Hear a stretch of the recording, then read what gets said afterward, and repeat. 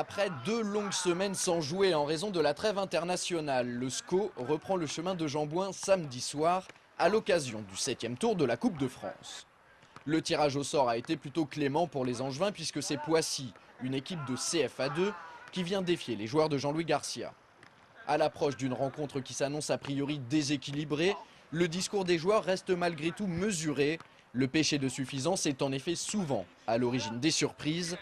Et les scoïstes n'ont pas vraiment envie de faire les gros titres des manchettes dimanche matin.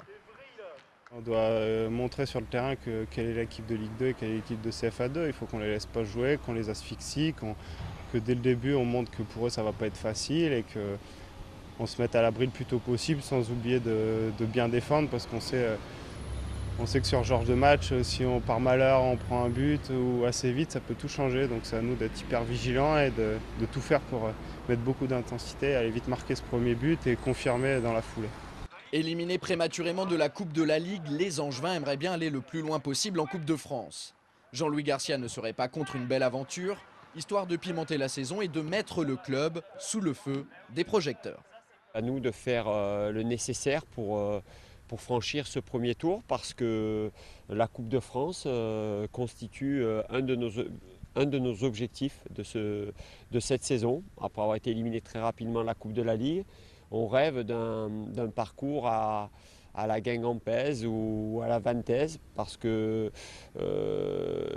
ça mobilise beaucoup de choses autour d'un club, autour d'une équipe. Donc on a vraiment envie de figurer le plus longtemps possible dans cette Coupe de France.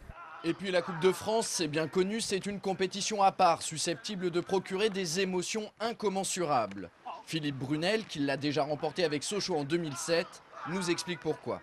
C'est de la soulever déjà, de la prendre dans ses mains et puis de voir tous ces supporters exploser de joie, toute une ville qui est en ébullition, donc c'est extraordinaire. Puis ça serait bien de revenir ici avec ce trophée. Si jamais on va au bout, ça serait, je pense, pour une ville comme Angers, ça serait l'apothéose. C'est tout le mal que l'on peut leur souhaiter. A noter que cette semaine, Jean-Louis Garcia est l'invité de Thierry Lardeux dans l'émission Fou de foot. Le technicien angevin dresse un premier bilan de sa formation au tiers du championnat. Extrait. Disons qu'on espérait mieux, c'est incontestable. Par rapport aux objectifs que l'on s'est fixés, je rappelle les objectifs, c'est de à nouveau finir dans le premier tiers du championnat. Bon, on est un petit peu en retard sur le tableau de marche, mais ce qu'il faut savoir, c'est que quand on fixe des objectifs en début de saison, on tient compte d'un environnement et d'un potentiel maximum. Et ce qu'il faut constater, c'est que depuis le début de saison, on n'a pas ce potentiel maximum. Si vous souhaitez voir l'intégralité de cette émission, rendez-vous tout à l'heure à 22h45 sur notre antenne.